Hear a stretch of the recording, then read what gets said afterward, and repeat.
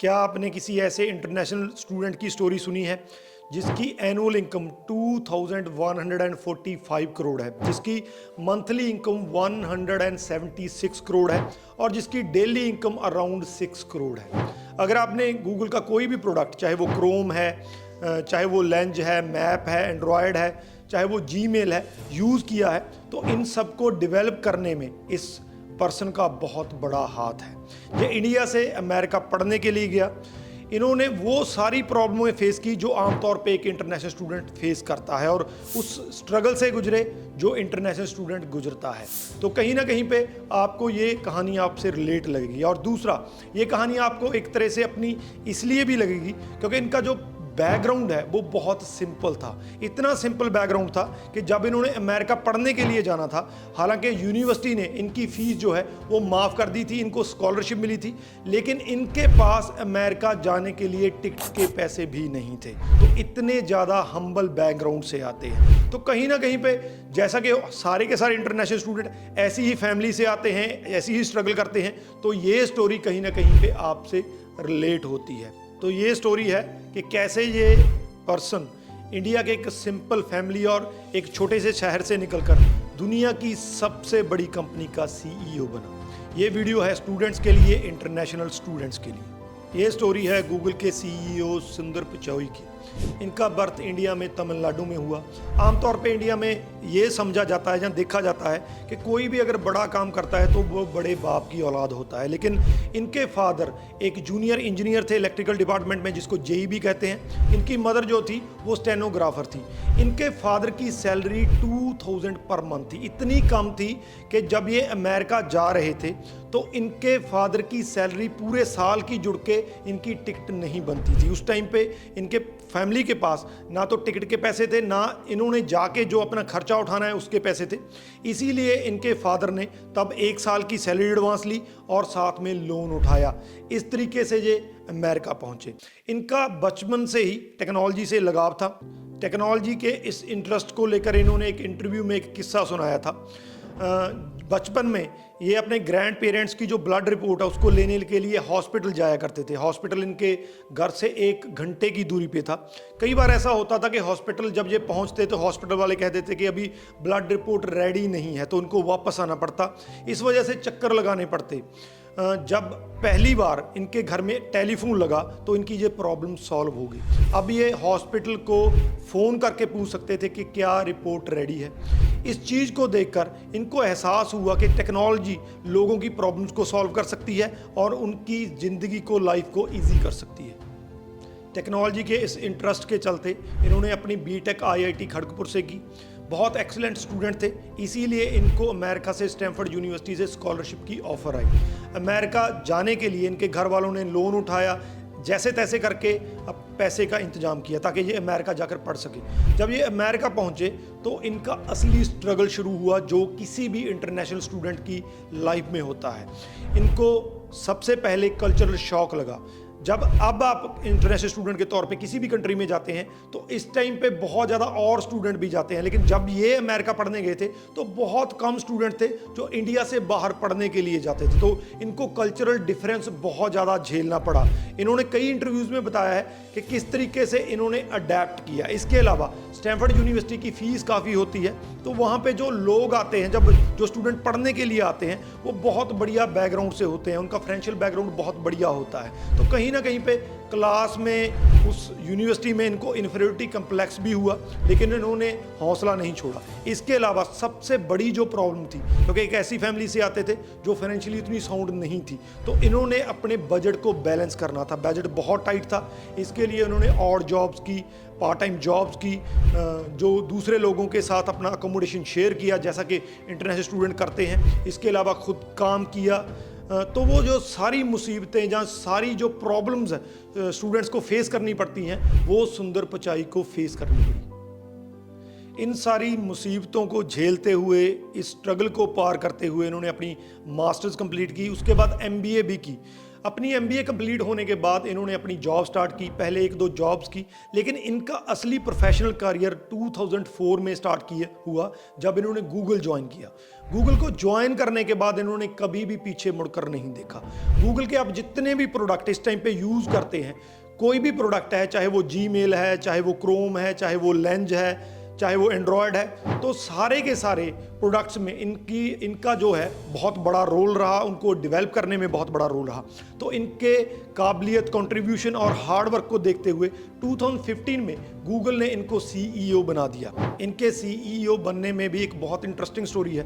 2014 में माइक्रोसॉफ्ट ने इनकी काबिलियत को देखते हुए इनको सीईओ का पोस्ट ऑफर किया। हालांकि ये भी माइक्रोसॉफ्ट ज्वाइन करना चाहते थे, लेकिन गूगल इनको जाने नहीं देना चाहता था। तो गूगल ने उनके जितने भी पूरी दुनिया में ऑफिस थे, जितने भी एम्प्लॉय थे, उनका एक सर्वे किया कि क्या सुंदर पिचाई, अगर हम इनको सीईओ बनाते हैं, क्या ये इस पोस्ट के लिए एलिजिबल हैं, क्या ये राइट पर्सन है। 99% लोगों ने कहा कि सुंदर पिचाई ही वो पर्सन है जो इस रोल के लिए फिट बैठता है और ये वो पर्सन है जो गूगल को आगे ले जा सकता है। इसके बाद सारी हिस्ट्री बनी। अब ये गूगल के साथ साथ अल्फ़ाबेट, जो कि पेरेंट कंपनी है गूगल की, जिसके अंडर गूगल की और भी कंपनीज आती हैं, उसके भी सीईओ हैं। गूगल से इनका एनुअल पैकेज 2000 करोड़ का है। इनकी नेटवर्थ जो है वो 1 बिलियन से ज़्यादा है, यानी कि 10,000 करोड़ से ज़्यादा है। तो एक ऐसा पर्सन जो बहुत हम्बल बैकग्राउंड से उठा, जिसने वो सारी मुसीबतें, वो सारी स्ट्रगल पार की जो आमतौर पे इंटरनेशनल स्टूडेंट करते हैं। तो एक मोटिवेशनल और इंस्पिरेशनल स्टोरी है। लेकिन मोटिवेशनल और इंस्पिरेशनल स्टोरी के साथ साथ इनकी स्टोरी से हमें कुछ लेसन भी सीखने को मिलते हैं। जो पहला लेसन है इनकी स्टोरी से, वो ये देखने को मिलता है कि एजुकेशन या स्किल डेवलपमेंट जो है वो आप अगर करते हैं तो आप कुछ भी हासिल कर सकते हैं। आपने, अगर आप इस टाइम पे कनाडा में बैठे हैं, अमेरिका में, किसी भी कंट्री में बैठे हैं, अपने परिवार को छोड़कर 7 समुंदर पार गए हैं, तो एजुकेशन हासिल करने के लिए गए हैं। तो अगर ये एजुकेशन आप प्रॉपरली हासिल कर सकते हैं तो उस कंट्री में आप सिर्फ सक्सेसफुल ही नहीं हो सकते हैं, सेटल भी हो सकते हैं, किसी भी मुकाम पे पहुंच सकते हैं।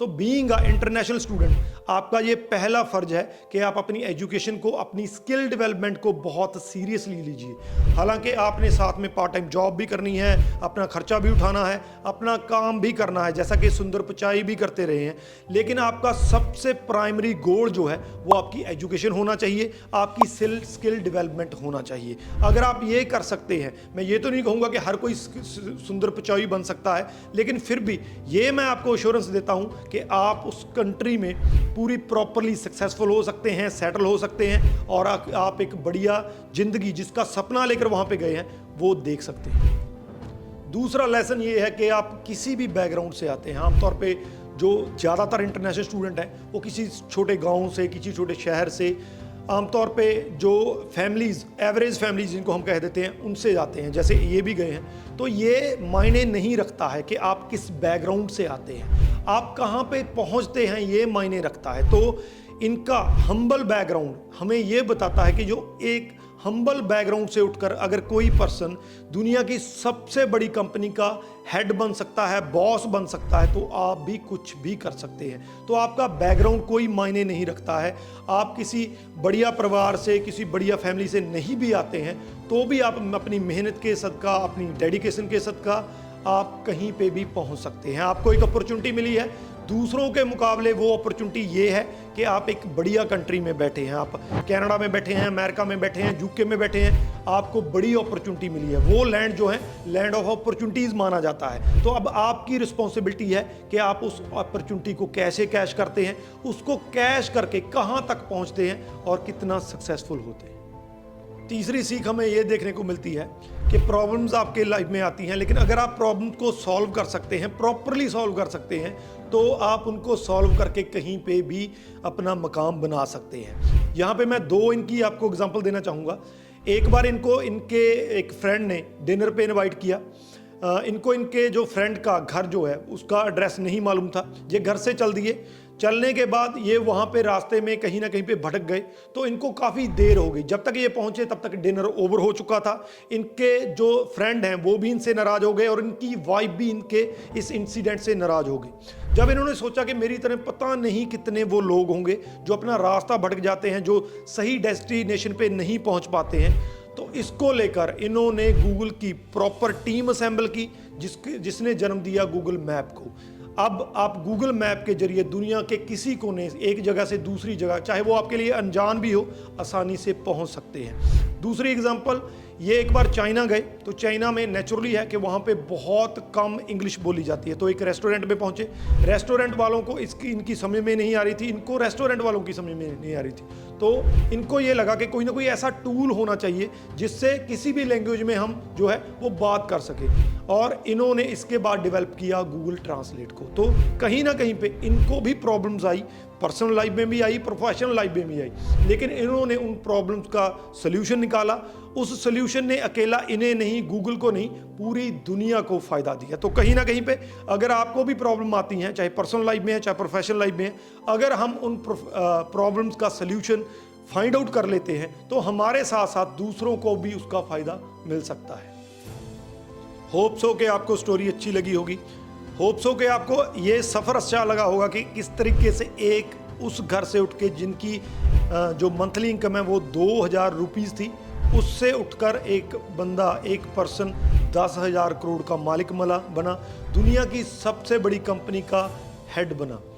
अगर आप कभी घबरा जाते हैं, इंटरनेशनल स्टूडेंट हैं, वहाँ पे स्ट्रगल करना पड़ता है, प्रॉब्लम आ जाती है, तो अगर आपको कहीं ना कहीं पे आप दिल छोड़ देते हैं, आपको क्विट करने को मन करता है, तो एक बार सुंदर पिचाई को याद कर लेना, उसकी स्टोरी को याद कर लेना। मैं आपको अश्योर करता हूँ कि इससे आपको मोटिवेशन मिलेगी, इससे आपको इंस्पिरेशन मिलेगी।